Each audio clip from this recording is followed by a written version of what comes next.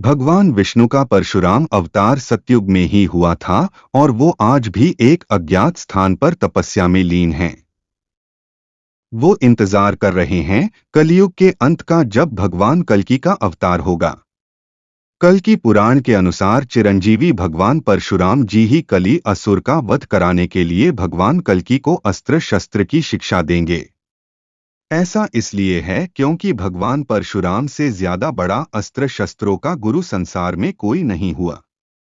भगवान परशुराम ने ही भीष्म पितामह को भी अस्त्र शस्त्र की शिक्षा दी थी और उन्होंने ही कर्ण को भी ब्रह्मास्त्र का ज्ञान दिया था। भगवान परशुराम इकलौते ऐसे विष्णु अवतार हैं, संसार के सबसे बड़े गुरु भगवान परशुराम, जिन्होंने श्री राम और श्री कृष्ण के विष्णु अवतार होने की बात को प्रमाणित किया था।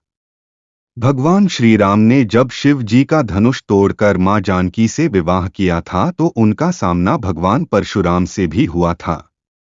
भगवान परशुराम ने ही उन्हें अपना शारंग धनुष देकर श्री राम के विष्णु अवतार होने की पहचान संसार को बताई थी। महाभारत में भी श्री कृष्ण और परशुराम जी के बीच मुलाकात का वर्णन है। भगवान परशुराम ने श्री कृष्ण को भी भगवान विष्णु का अवतार होने की सत्यता को संसार को बताया था।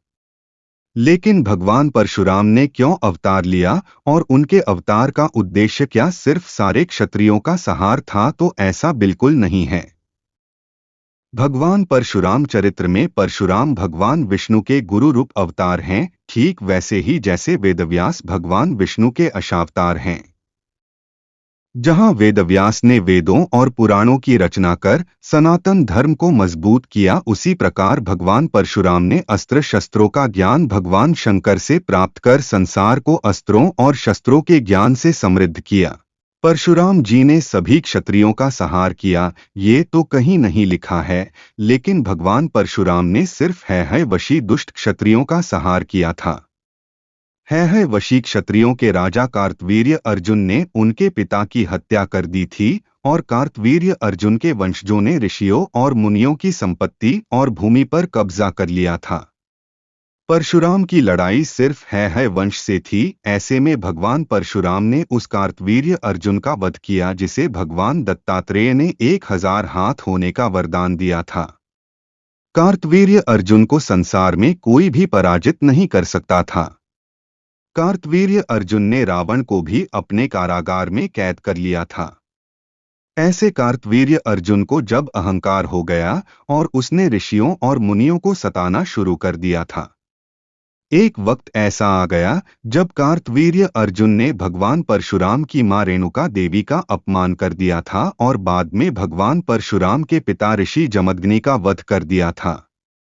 अपने पिता के अपमान का बदला लेने के लिए ही भगवान परशुराम ने रावण को पराजित करने वाले कार्तवीर्य अर्जुन का वध कर दिया। इसके बाद भी ये दुश्मनी समाप्त नहीं हुई और है वंश के कार्तवीर्य अर्जुन के पुत्रों और उनके वंशजों ने भगवान परशुराम के साथ युद्ध जारी रखा। इसी युद्ध के दौरान 21 बार भगवान परशुराम ने है-वंशी दुष्ट क्षत्रियों का विनाश कर दिया था। भगवान परशुराम की किसी भी अन्य वंश के क्षत्रियों के कोई शत्रुता नहीं थी। उन्होंने सिर्फ दुष्ट और अत्याचारी है-वंशी क्षत्रियों का ही नाश किया था। भगवान परशुराम को अस्त्र शस्त्रों का सबसे बड़ा ज्ञाता माना जाता है। परशुराम के गुरु भगवान शंकर से उन्हें फरसा मिला था, जबकि वो भगवान विष्णु का शारंग धनुष भी धारण करते थे। संसार के सारे दिव्यास्त्रों का ज्ञान उन्हीं के पास था। भगवान श्री राम ने जब शिव धनुष तोड़ा था तो उनका परीक्षा भी भगवान परशुराम ने ही ली थी। जब प्रभु श्री राम ने परशुराम जी के शारंग धनुष को उठा लिया था तब परशुराम जी ने श्री राम को विष्णु का अवतार घोषित कर दिया था और वो महेंद्र पर्वत पर चले गए। महाभारत के काल के 3 महान योद्धा भगवान परशुराम के ही शिष्य थे। भीष्म पितामह ने भगवान परशुराम से ही अस्त्रों और शस्त्रों की शिक्षा ली थी। ये भगवान परशुराम की दी हुई शिक्षा ही थी कि भीष्म पितामह को महाभारत के युद्ध में कोई पराजित नहीं कर सका। ये भगवान परशुराम की ही शिक्षा का परिणाम था कि भीष्म ने अपने ही गुरु परशुराम के साथ बराबरी का युद्ध किया था। भीष्म पितामह को उस वक्त कोई भी हरा नहीं सकता था। जब उनकी इच्छा हुई तभी शिखंडी को आगे कर अर्जुन ने भीष्म पितामह का वध किया था। महाभारत के दूसरे महान योद्धा द्रोणाचार्य भी भगवान परशुराम के ही शिष्य थे।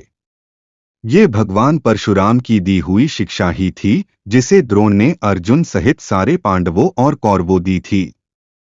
ये भगवान परशुराम की ही शिक्षा थी कि गुरु द्रोणाचार्य को भगवान शंकर के अलावा कोई परास्त नहीं कर सकता था। द्रोणाचार्य को भी महाभारत के युद्ध में कोई पराजित नहीं कर सका था। महाभारत का तीसरा महान योद्धा कर्ण था जिसने गुरु परशुराम से शिक्षा पाई थी। लेकिन एक गलती की वजह से परशुराम जी को श्राप दे दिया था कि जब उसकी मौत करीब होगी तब वो सारी विद्या भूल जाएगा। ऐसा ही हुआ भी। पूरे महाभारत के दौरान भयंकर युद्ध करने वाला कर्ण अपने आखिरी वक्त में अपनी सारी विद्या भूल गया और अर्जुन को हाथों मारा गया।